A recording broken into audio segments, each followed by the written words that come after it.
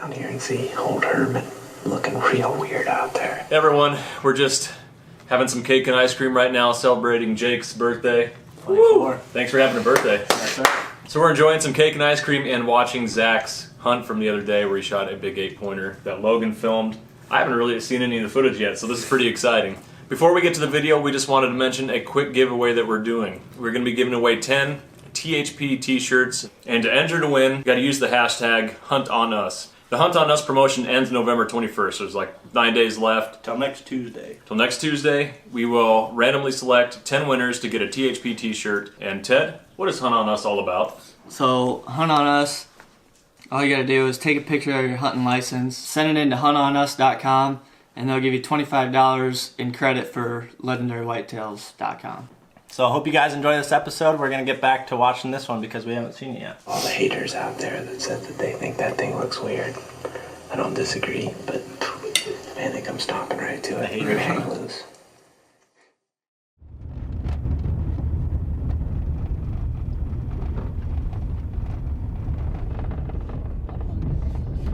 Well, we just arrived to our destination, and this is day 3 now on this spot. Found it Monday. Had a real good hunt in the rain, saw about 20 deer, mostly does and fawns, probably 15 to 17 does and fawns and a few small bucks. So we're gonna set up in between where I saw those deer the other day in that real thick cover, and then to the northeast, there's what I believe to be another good bedding area, a lot of thick cover there, and we're gonna be set up on the head of a narrow strip of timber that connects them. I'm gonna get geared up here. It is 5:19, shooting light is at about 6:19, so we've got an hour to get in there and find a tree and get set up. Aaron and Ted are gonna head out about 8:30 this morning and go back into the buck nest area, so hopefully we'll just keep the ball rolling. Ted set the bar high. Like, I don't know where you go from there, so. I don't want to film you if you're not going to shoot anything smaller than that. Oh, well, no, I'm shooting just about anything that comes close.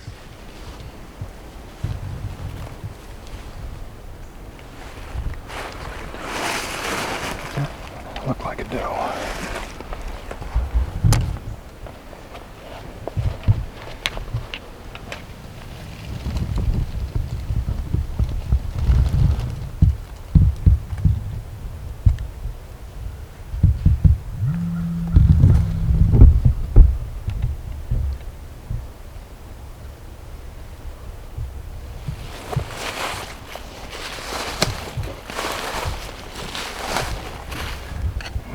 A natural lane through here too. Might just try to get into that red oak right there. I'm gonna back up just a touch.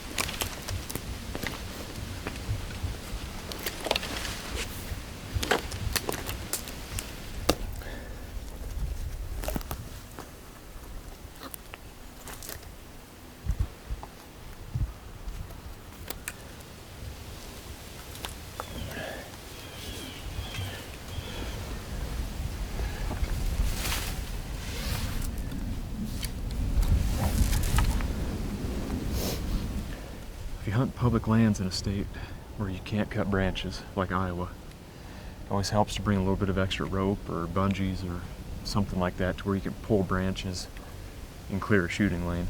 I mean, without it, I'd really been struggling to get any kind of shot, but still not going to be a lot of footage. If a buck shows up, it's probably just going to be, you know, only going to see him for a few seconds before he gets in the open. But I think we're in the spot. or we're gonna catch bucks cruising like that 2-year-old did earlier. Jake said while I was setting the stands, a couple more yearling bucks came in behind us. Possibly called them in with all the shaking the branches that I was doing. So anyways, we're finally settled. Thick bedding area back off to our northeast, bedding area to the southwest where I hunted 2 days ago. And then we're just basically in between. Rubs all over in front of the stand here. It's definitely a spot where you could see a buck cruising through here at any time of the day. The way it worked out, I was able to wedge stands in this tree, but I'm not going to be able to sit. I can just pretty much lean. It's not bad. I mean, it won't be terribly uncomfortable. We're settled in. I don't even know what time it is. 11 o'clock. What? 11 o'clock, yeah. That means it's about lunchtime. Pull the bag of goodies out. It's just going to be quick. You're going to have to be on the ball.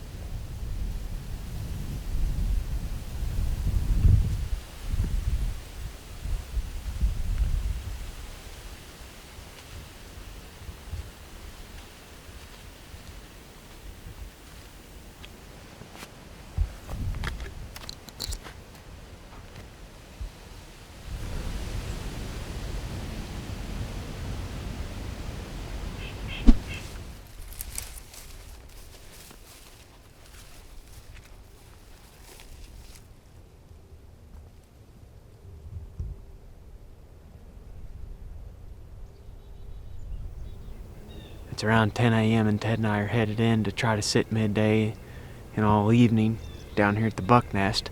And we're running into tons of hunters. We just had a guy walk by us right down through the transition here, headed back up to his pickup. We saw a couple trucks up there near the car, lots of tire tracks in the road. I mean, there's been people all over it back in here. This guy had a climbing stand on, it looked like. I didn't even look at his license plate, did you? Did you see where he's from? Yeah, Iowa. He was from Iowa? Mm-hmm. He's coming out, we're going in, so maybe the bucks will move in the middle of the day. We saw some big tracks up there in the road coming in, going right through fresh tire tracks. It looked like that guy was coming from way back in there, don't you think? Yeah, it looks like. So he's probably just walking through here. Now granted, he's leaving his ground scent down through here, but these cruising bucks a lot of times don't even care about it. We might sit it for a little bit anyway, just to see what we see.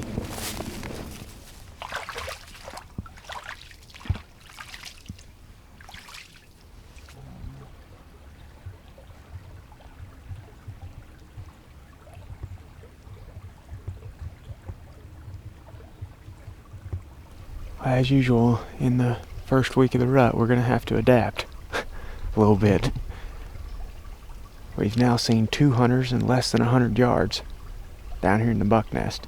This was going to be a travel corridor setup. That's why we're coming in here now. You're seeing everybody's leaving the woods right now, and we're coming in. Lately, we've been seeing a lot of cruising movement mid-morning, midday, and Ted and I are actually running just a hair late. I would like to be set up right now, but our spot right here is kind of compromised a little bit. Got to decide what to do. So we're seeing a bunch of hunters. Probably give it a few hours. If we don't see any movement, we'll just pack up and move.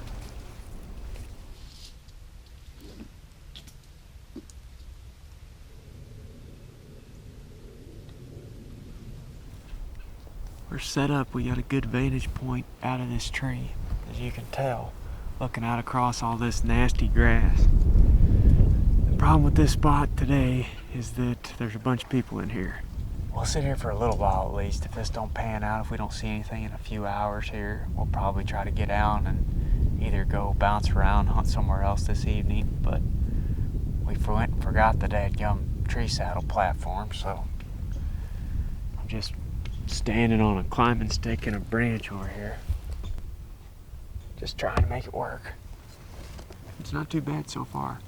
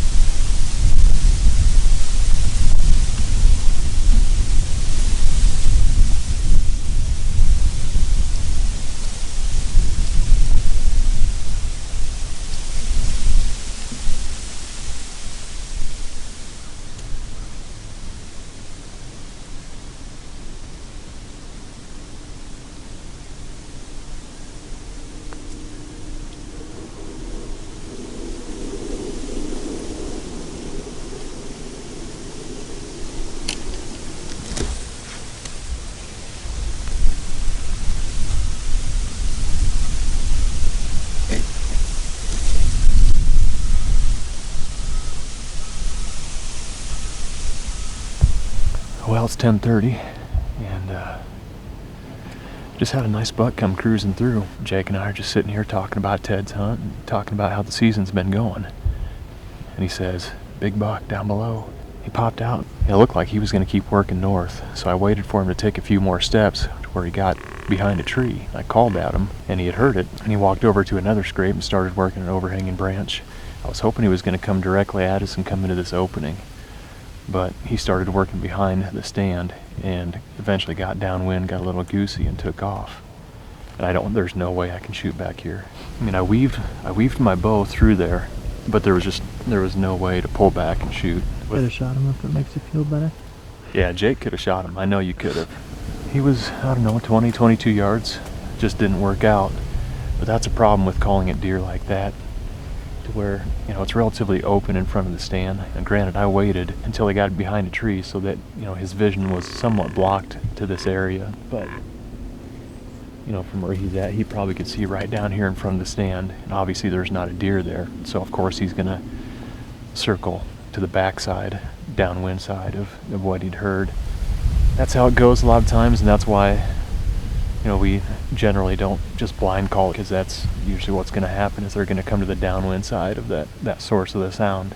It got just a little bit of whiff of our scent and went off back up the hill. He didn't look like he spooked too bad. But that was an exciting encounter. Cool buck. It's kind of a massive wraparound rack. Actually, I think on his right side, kind of had like a palmated, not quite a drop tine, but there was a palmated portion of his beam. I thought he was huge at first when I saw that right side. Well, yeah, when the sun hits them like that, yeah, they always look bigger like that. That's exactly what we want to see. Bucks cruising from basically south to north, north to south, working from bedding area to bedding area. I mean, there's a number of trails that work right through in front of the stand here, 15, 20, 25 yards. But so far, that 2-year-old buck and then that buck have been a little bit farther down the hill. The first time into a spot like this, I'm not always going to pick the exact perfect tree, and there's actually not a lot of great trees in this area to get a stand up in. But if the tree was a little bit different, I mean, technically I could have killed that deer. Even though he looped around to the downwind side, I still could have shot him before he got our wind. But just the nature of this tree just wouldn't allow it. It's 10:30 right now. Aaron and Ted should be on stand soon, if they're not already.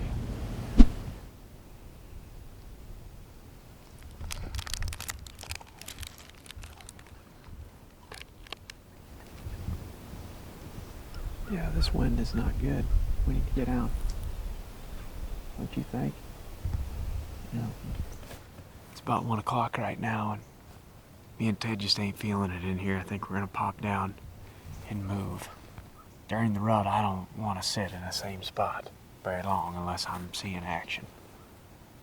Especially if there's people in here. We haven't jumped any deer on the way in. We can see a long way out of this tree.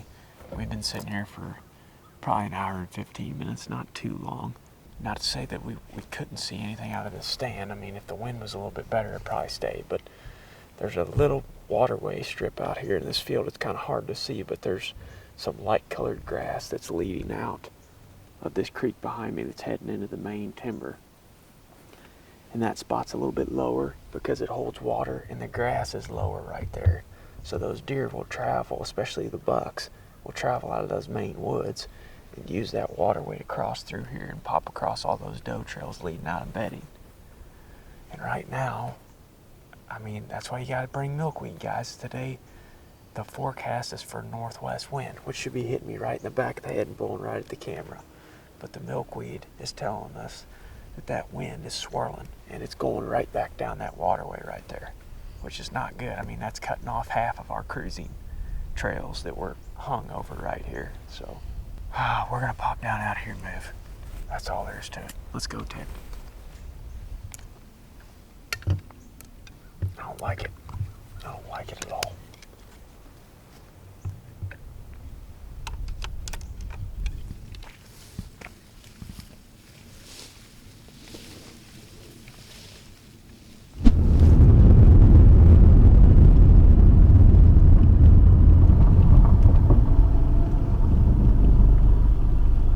We came over here to option B. Looks like we got company over here too. A little bit. There it is. Yeah, it's a little buck. Thought I might have seen something else in there. You see him? Mm-hmm.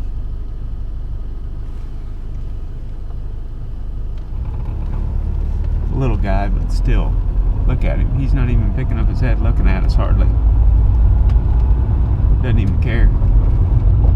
Little guy's combing around in through there though, right by the road. That probably means, can only mean good things for further back in, you would think. We're gonna be going into the wind too, so this could work. Oh, here we go.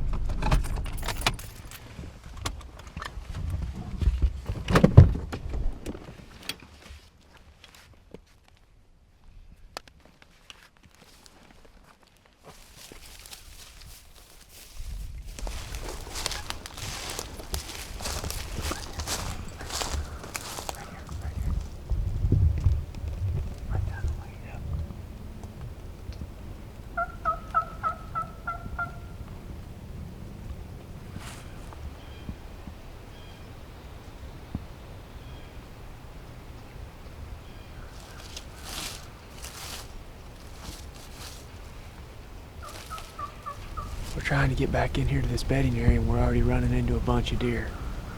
So me and Ted may just set up here pretty quick. We saw that spike, or that young buck out on the road. We've only made it in a quarter mile or so. We've just run into another decent 2 or 3 year old buck, a spike, and then a doe and a fawn potentially right here.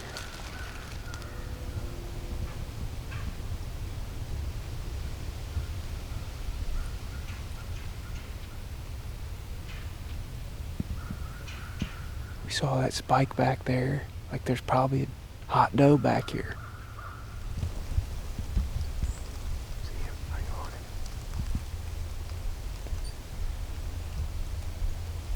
Don't see it. Yeah, I'm on him.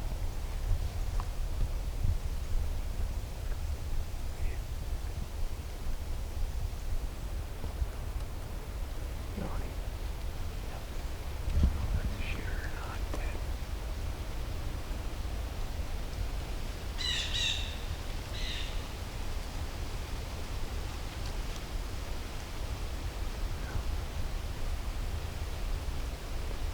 Two-year-old buck. Real nice one, though.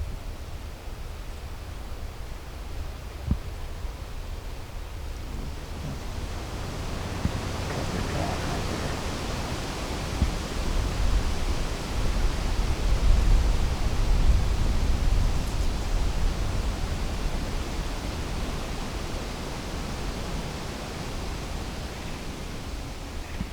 Well, we found a spot with no hunters and a hot doe apparently. We got up in here to this fence corner and we just started running into all kinds of deer.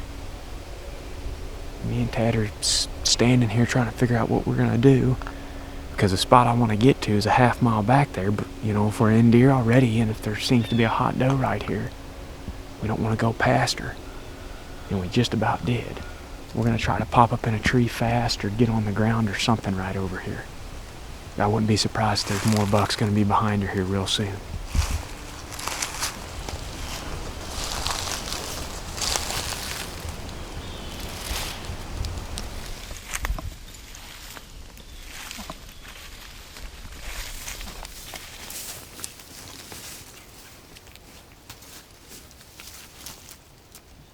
If I'm sitting right in front of that tree, I might be able to get drawn and shoot.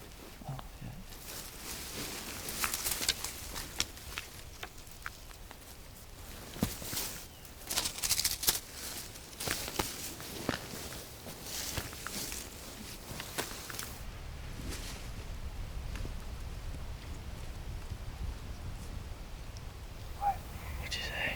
Do you see him? No. Okay, he's right here, right in this gap. He's walking right at us.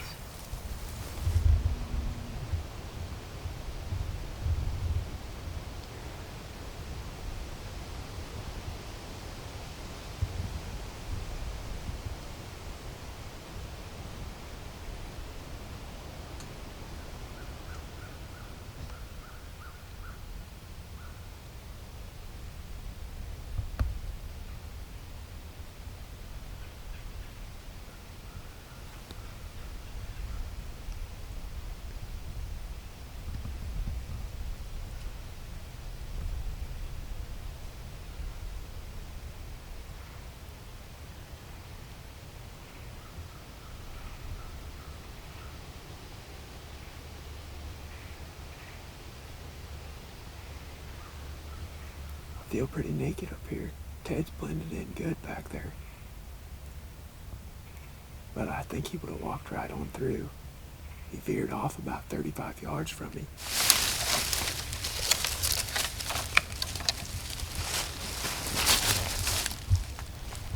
We let that spike move off up in the bedding area. Added a little bit more brush to our little hut here. And the blue jays are fussing. They're going nuts up in there right now. I'm betting that there's more bucks in there behind that doe. They're going to pop out here this evening.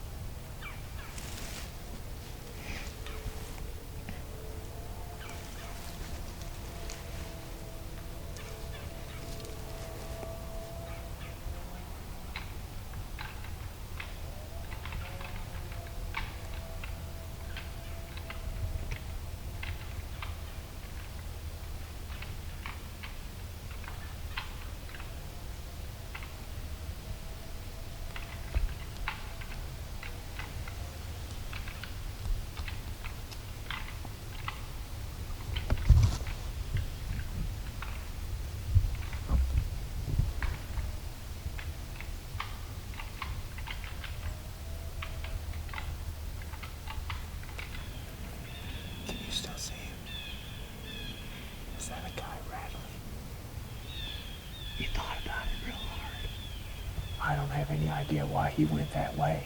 That doe came right down here in front of us a while ago. He smelled where she walked but didn't want no part of it. We grunted and snort wheezed at him. And he was acting interested. But then somebody started rattling, or 2 bucks started fighting down there, and he started headed towards them.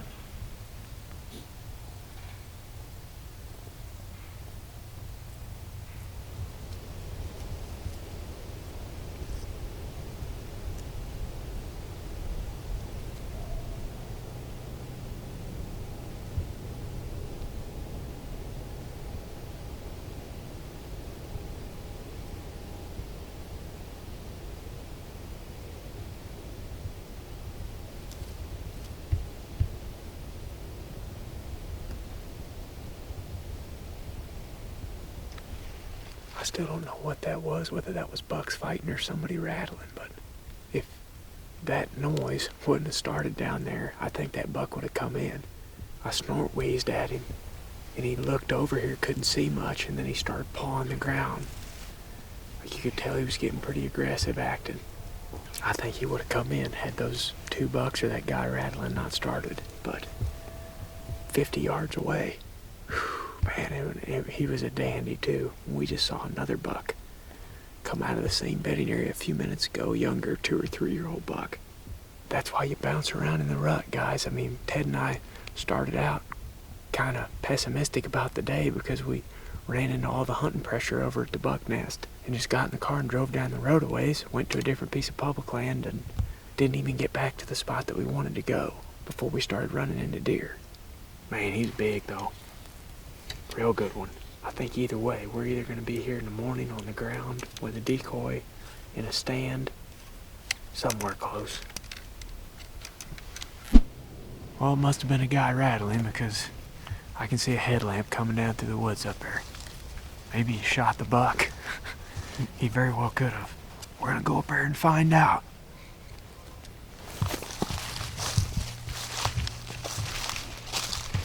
Shoot a nice buck? Honestly, couldn't tell you exactly what it was. Oh, it's a nice buck. Did you find it? No, but we filmed it. Were you just in a stand right Yeah, here? right there on the edge. Okay. Um, Did you see him coming? yeah, he was grunting the whole time. He was down the bottom. Where were you guys down kind of that way? Were you grunting a lot? Yeah. Look, there's blood right here. See it? Yep. That's the first red blood I've seen. There's blood on that leaf right there, I believe. Yep.